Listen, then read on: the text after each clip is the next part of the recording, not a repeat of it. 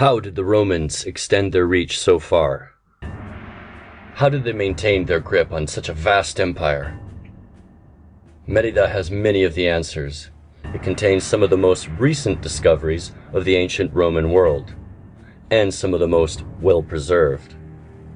To give you an idea of how remote it is, you have to drive a good 3 hours just from Madrid. Imagine going by horse. Or worse, having to come all the way from Rome.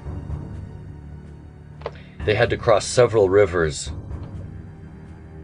including the Tagus, which was even bigger, and in fact it's receded considerably in the past few years. But it's very clear why they came. Not for the sun, for actual gold. Just look up Las Medulas. That's the most important mine in the Roman world.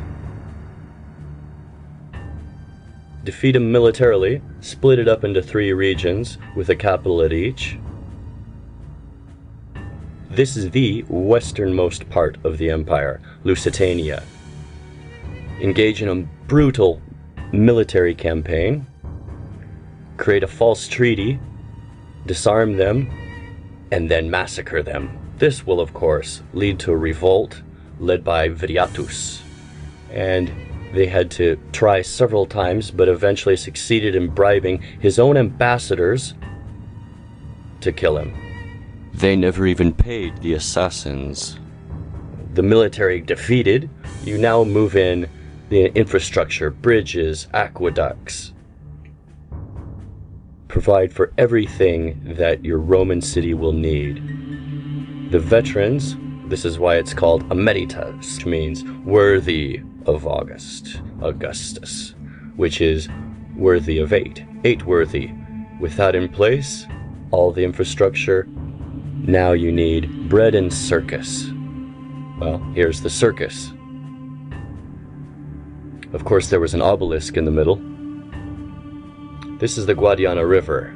That bridge at the top left is, by the way, the longest Roman bridge in existence. And it's pointing straight up to the temple up there. So this straight line, starting from the starting point of the racetrack, is down to the river. But off to the side here is, oh yes, the Temple of Diana. Not really. It's actually dedicated to the imperial cult.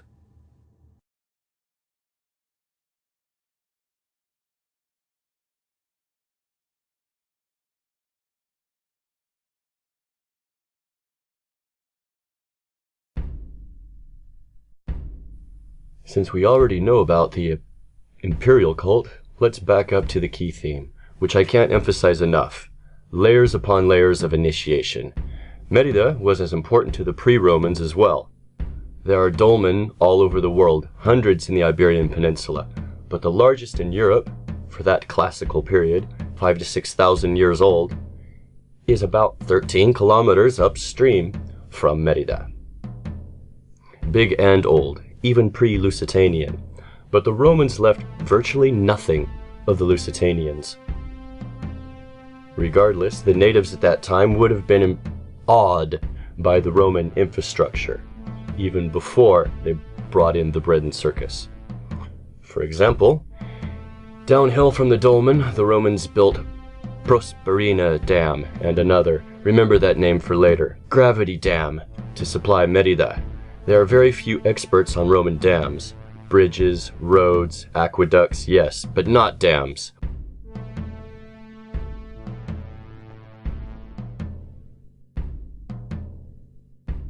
Apart from Homs Dam in Syria,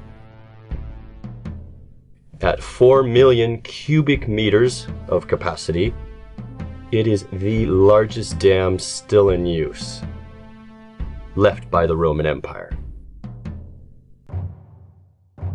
Of course, I'm leaving the Mithraeum for last, showing you the layers one has to go through to acquire the mysteries of Mithras, the heart of this onion.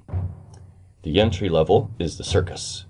With a seating capacity of 30,000, it essentially accommodates the entire town. But this is no Cirque du Soleil. This is a fast-paced, testosterone-driven circle of bodily injury and even death. Even recreating the Roman circus for film is a highly dangerous proposition. Wanting to prove or disprove this, I examined the old urban legend that a stuntman was killed during the filming of Ben-Hur, and that the original footage was left in the final picture. Not true, but based on real facts.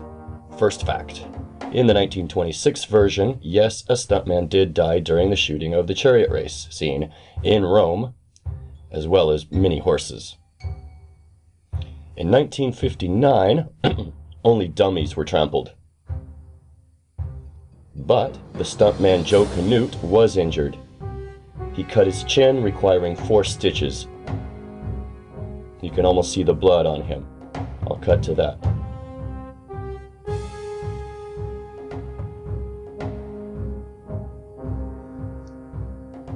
Here we go.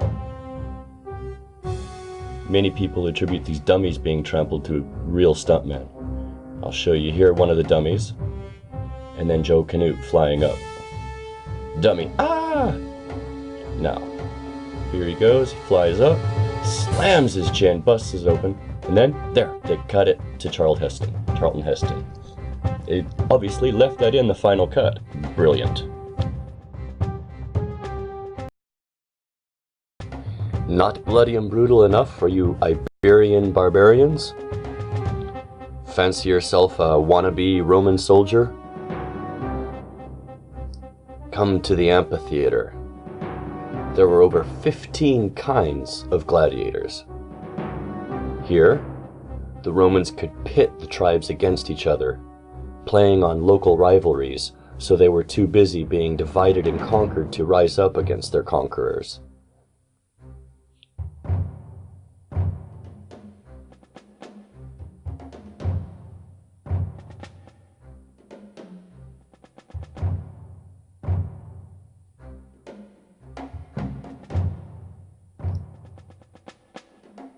That's why at least part of it was dedicated to Nemesis, goddess of retribution. Old scores could be settled.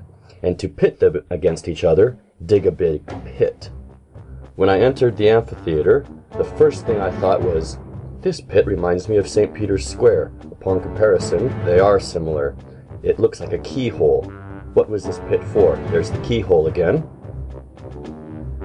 This keyhole unleashes the beasts from the pit. This is literally where the beasts are kept. The root of the word amphitheater is not amphi. Amphi means both or around. It is theater, which means the director controls the show. The character Maximus was loosely based on real people and was appropriately from Extremadura, where we find Mérida. Do you have loftier aspirations? Would you like to climb the social ladder? I'll see you at the theater. The circus seats the whole city, about 30,000. And the amphitheater, half that. The theater, a mere 6,000. Now we're getting more elitist. So there's the seating arrangement is always the same. Ima cava, media cava, and summa cavia. And the middle class is of course separated from the upper class by an aisle called the precintio. So, you've seen the circus, now here's the bread. The stage is presided over by Ceres. This is where we get the word cereal and possibly create. Goddess of the harvest. She is also Cybele, I can assure you that.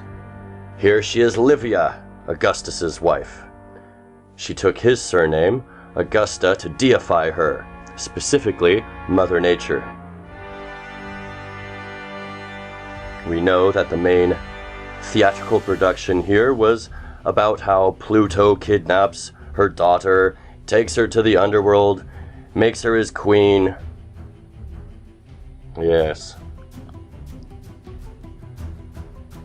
Therefore, the threat of child abduction and violation scares you into paying tribute to the Empress, your goddess, so that you'll have a good harvest. After all, theater can be easily interpreted as the goddess show. However, this cult is for the people who cultivate. Hence the first mystery of Mithras. The upper elite do not worship Ceres. That is a front, a theater, a smokescreen. The royals really worship Mithras.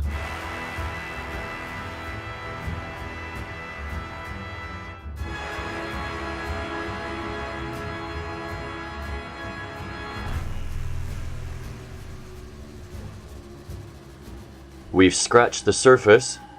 Now let's go underground.